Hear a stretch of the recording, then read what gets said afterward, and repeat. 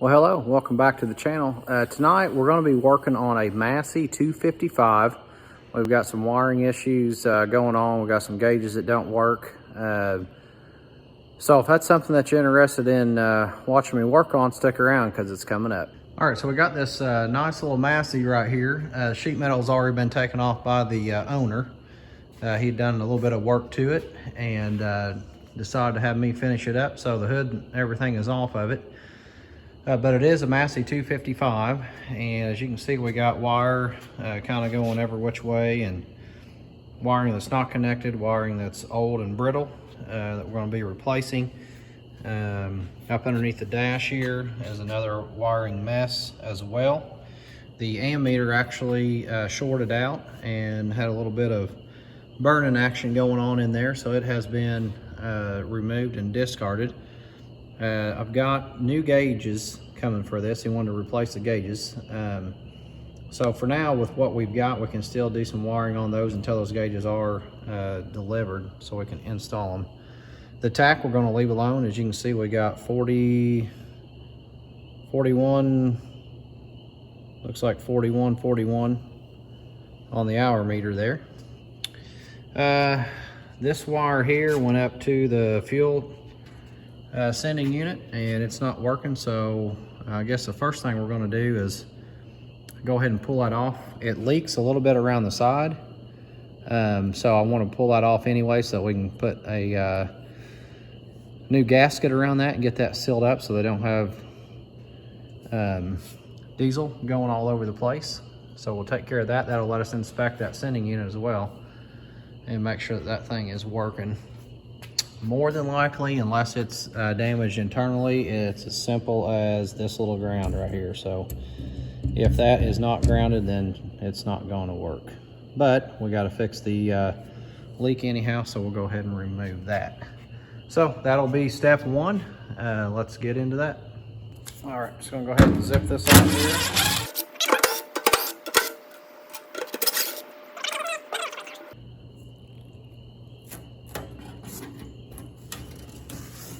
Actually felt like that seal was pretty decent, so it may have just been leftover residue. So let's see what we got going on.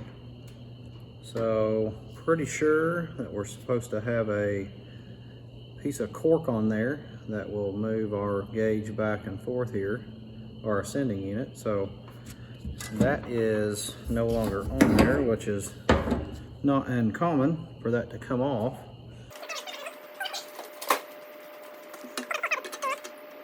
Yeah, there it is. Okay. Well, good way to start off. We've got to get us a sending unit. This one looks like it's had its better days anyway.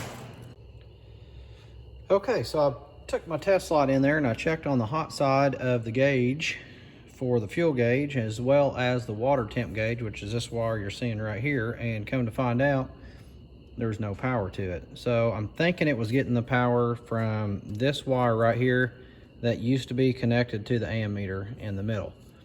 Seeing how that has disappeared due to some sort of fault, I have no power to the gauge in order to test it. So I made up a little jumper over here just straight to my battery, and I want to try to get my camera up here where you can see. All right, got my camera set up here where you can see, and I'm just going to take my hot wire right here and I'm going to plug it into that to apply 12 volts to both of those gauges. And you can see on your left, you can see the needle on the water temp gauge move, and over on the right you can see the fuel gauge peg out. So I'm just going to plug that in and leave it. I'm going to move over here to the side where my fuel sending unit's at. And I'm going to take my sending unit and I'm going to ground it out on the side of the tractor here. I'm going to move that lever up and down. I'm getting no response on the gauge. So that tells me that my sending unit is definitely toast. We're going to have to replace it anyway, so it's not that big of a deal. So the gauges actually work fine, but the guy wanted to get them replaced, and so that's no big deal. We'll swap those things out. But what I'm going to be able to do in the meantime is go ahead and clean up a lot of this rough wiring that we're seeing. Get that stuff back to normal, get all the extra splices and things cut out of it. And there's a ton, as you can see. We got splice here, we got a little fuse link right there.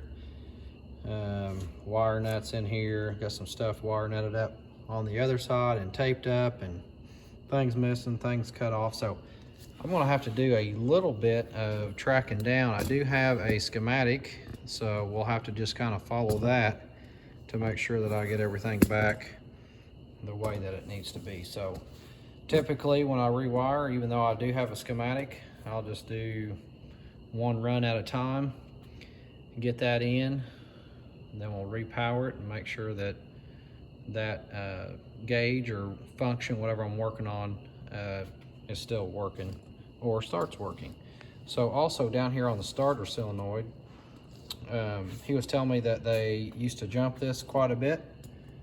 So there's a steel plate right here that connects up to the main connection on the solenoid where the hot wire comes in off of the battery.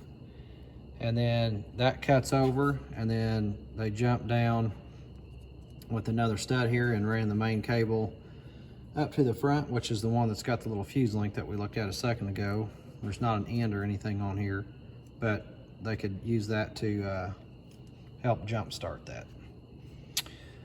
So anyway, with that said, we'll be pulling this out. Actually, they won't use that to jump start because your start's over here. You'd have to go from here down to this one, but either way, we'll be pulling this thing off. It's a hazard right here. It's so close to that housing. I hate to get in the hayfield and have something get up in there and arc just a bit, and then boom, you got a fire. So we'll clean that up. The main battery cable coming from the front, he does have 2 fresh batteries on there, but where the hood was at had rubbed a spot in the battery cable and it's been taped up, so we're gonna have to be fixing that. And then as you look back in here, the 2 positives on the batteries actually join up right in here with some sort of connection, and then it's all duct taped. So I don't know what we got. We'll pull that apart, and that needs to be ran properly because that's another fire hazard setting up in there. And then I think the wiring for all the lighting and everything is okay. It just needs to be connected up, you know, on the dash on that switch. And looking at that switch, it's right there at the top of your screen, right here. The switch appears to be okay, but this connector right here has been hot. There's a little bitty splice right in next to it that runs up to those front headlights. So I'm probably just going to get a new connector right here where we've got the leads down and we can make proper terminations and get that stuff heat shrinked. Both of the fuse holders, the fuse holder that's closest to us right here has been taped up as well. So I'm going to get 2 new fuse holders and replace those. The other one looks to be okay, but I'm going to go ahead and just put 2 new ones. They're cheap, and it's also cheap insurance because we know they're new and they're in good shape. So we'll be taking care of that, and then I think that will pretty much have it, with the exception of the alternator, which is down here, and we've got lots of wire sticking out around that. Should have voltage regulator internally here on that, so we'll get all of that squared away, make up a new wire here, and get all that routed the way it needs to be routed. Alright, so we're just going through getting all the ends and stuff prepped here, and I'm working on the flasher. There's 2 flashers on the back side here, so we got 1 flasher set up, and as you can see, we got that working right there. Before, those were alternating back and forth, and so got that squared away. Pretty easy fix, going through and re-terminating the lights on the back side and getting our heat shrink in place and getting all that sealed up. And now I'm working on the front headlights. Had continuous wire through there, had some wire nuts and different things. So got those made up with the proper connections, and now I'm just getting ready to work on the starter solenoid where that plate was. So I got that pulled off and got the 10 gauge wire ran down that way, and then the starting wire as well. And again, just making up more connections with heat shrink and crimping everything down the way it should be, making it nice and watertight so that it will last. And then we're back over on the alternator side, getting all that figured out. See me checking my phone there just a bit. That is basically, I'm just looking at the wiring diagram on there, verifying what how the tractor is wired, and then also what the schematic tells me. And there was a few discrepancies there, so getting our sheathing put over the wire so that it's nice and neat, and then working on those battery cables. All right, so I felt like this is a good time to cut in here and just give a little update on this Rewire project. I've got everything rewired at this point up to the dash. I'm still waiting on some gauges to come in, should be in tomorrow. And then we can finish up this rat's nest. I've got everything figured out on where it goes and what we've got going on. I fixed the rear flashers, had two different flashers, so they had almost looked like you had blinkers going. One side, one the other, they weren't together. I've got the alternator all squared away as far as wiring goes. I have looked at my battery cables and I've got them cleaned up and squared away. They had that duct tape on there. The duct tape that was on this cable right here, I think it was just to protect the sheet metal from cutting into it. The cable was not cut into, so that's good. They had a funky little connection point here. It's two cables with a bolt through it and then into the long cable. So I just taped that thing up the rest of the way and it's gonna be fine. I did go through and put some cable protector on here. You saw me spraying that in the time lapse. I'll show you that here in a second. And then over here on this side, we got the new temp gauge wire ran. It used to go back in between that cavity right there behind the water pump and around the other side of the block. And it goes to this side on the dash, right here on the left. So I just put it right here with this gray wire and just ran a nice little short piece, tucked it up in there. So that works pretty good. I've done a lot of splicing. Everything's got heat shrink on it and properly squeezed up. Had to extend a few pieces that were too short. Really, overall it's going pretty well. So once we get our gauges in and we also get in our fuel sending unit up here, we'll pretty much be able to finish this project up. So we got sending unit coming shortly. So this battery spray that I'm talking about, it's actually a cleaner and a protector, and it's just a cap made by State. And I've had that around for a while, so I'm not sure where you can pick it up at, but anyway, it's a nice thing to use on your cables. All right, so the new gauges came in and I got those on eBay. These are of course aftermarket. But anyway, we're going to be working on getting those in place now and replacing the ones that we have in the dash. Of course, the ammeter right here had already been removed, had a fault behind that, got burnt up. So we'll be sliding these new gauges in place. I did notice that on the back side, for instance, of the fuel gauge here, it's a little bit different makeup here. We've got hot side on the right, a ground on the bottom here, and then the left's going to be to the sending unit. And then for the light, this top stud right here, we apply power to that, which will be when the switch comes on, then it will illuminate those gauges. So I tried one out just a few minutes ago and I think it's going to look pretty cool on here. So anyway, with that said, we're going to start working on those and tackling this bottom side here. Probably the most difficult one out of the group is going to be my oil pressure. I've got this fitting I've got to get off, and it looks like it's going to be kind of tight on this to unscrew it. Likewise on putting it on here for your oil pressure. I'm pretty tight on space here on how I can twist around and not hit this back portion. So anyway, we'll be working on that thing. This may come off, which may have to do that in order to get everything tight. I will figure that out as we go. So let's get started on that. All right, so we're taking the gauges out here, starting from the center. When I do the reassembly here, just to make sure I got room to get in there and make up all of my ends. And here I'm going through and making the hot wire for the backlight on all those gauges and the ground wire, and you'll see that here in a minute. Once I start installing them, you'll see them hanging. So there's one of them, a couple of them hanging down there at the bottom, just to make sure that I have the right connectors made up and get them pushed through the dash. And there I was working on that oil gauge. I had to reroute the way the oil was sent into that to have proper clearance. I'm just making up my ends here. All right, so I thought now would be a good time just to jump in here and show you up close the new gauges. Fuel and our amp gauge, oil and water gauges. Got those things close to being wired up, as you saw me working away there on the inside of the dash panel portion here.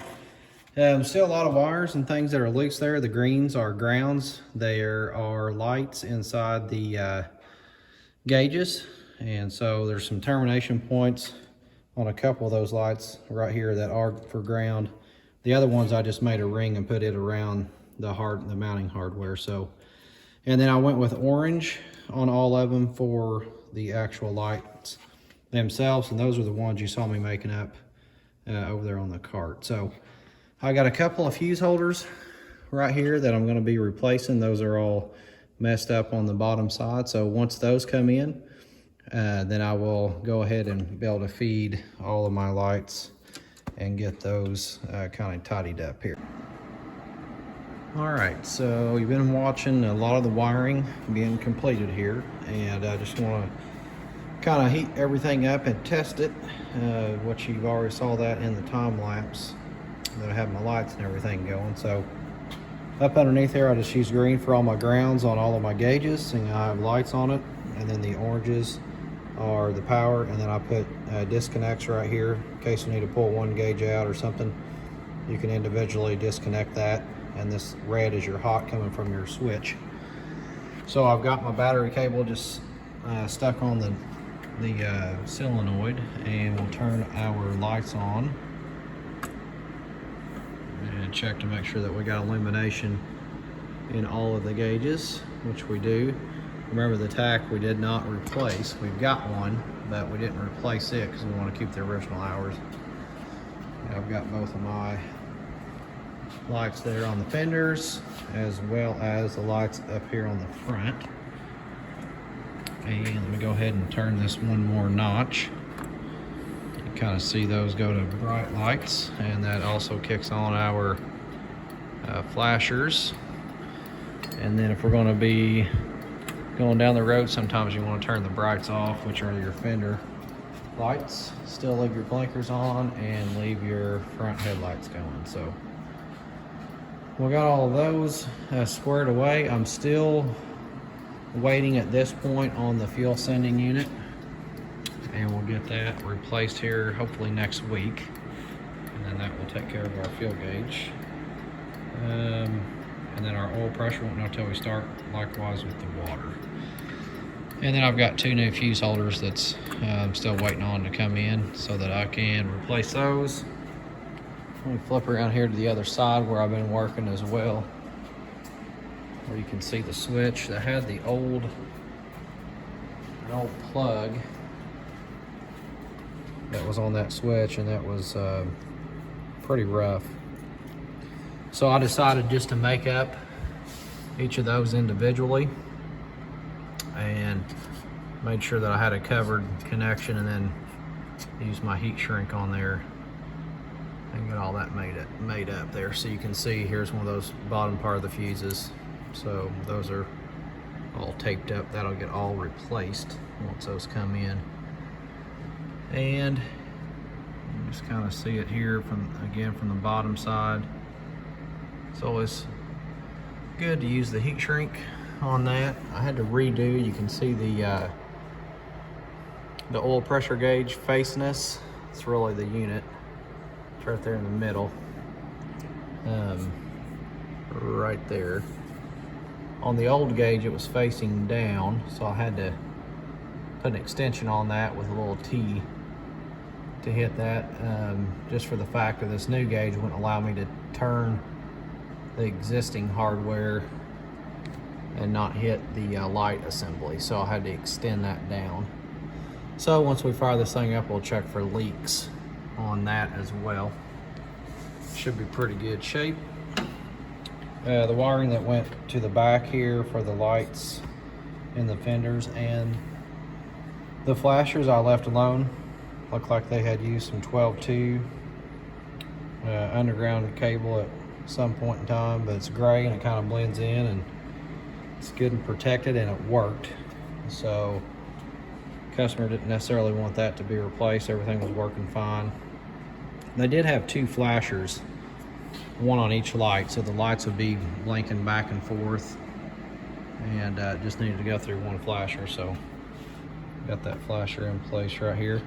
And then up here around the front side of the tractor, we put in the sheathing to cover the cable.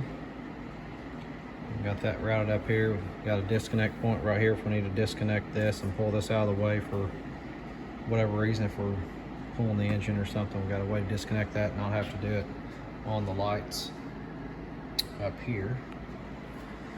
So anyway, yeah, that's about it as far as the wiring goes. We'll get that fuel sending unit replaced here and test that gauge out, and then we're pretty good to go. So still have a little bit more work here, and then we'll interject that here before we end the video. So stay tuned. All right, so we got the Massey completely rewired now and it's finished up, and I want to give it a start and check it out, make sure our charging system is working, everything is good to go. Like I mentioned, we're still waiting on the fuel sending unit to come in.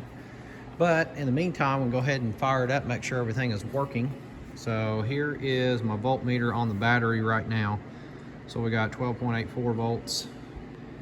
I'm going to start it up and then we'll be able to check and see if it's actually charging or not. So with that said, let me hop up there and we'll fire it up.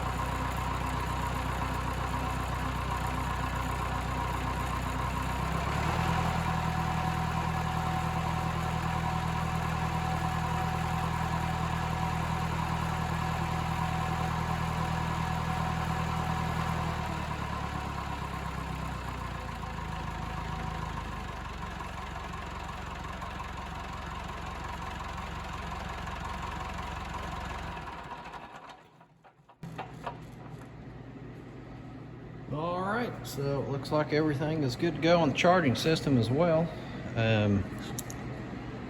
Gauges and everything look good.